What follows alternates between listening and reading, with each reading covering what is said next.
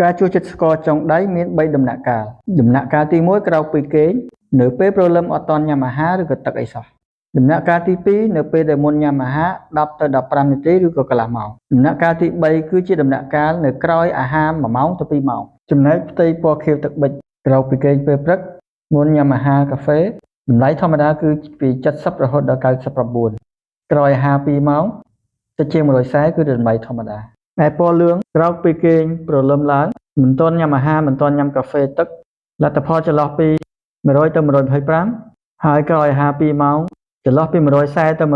199នោះគេហៅថាត្រៀមទឹកនោមផ្អែមហើយចំណែកផ្ទៃពណ៌ក្រហមក្រោយពីគេង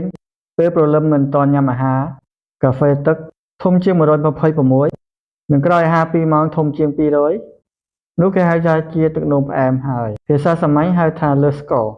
លោកអ្នកត្រូវទៅជួបវេជ្ជបណ្ឌិតដើម្បីទទួលការប្រឹក្សាព្យាបាលបើពុំនោះទេអាចមានបញ្ហាខ្សោយវិលមុខសន្លប់ញ៉ាំថ្នាំគ្រាប់បន្ធូរ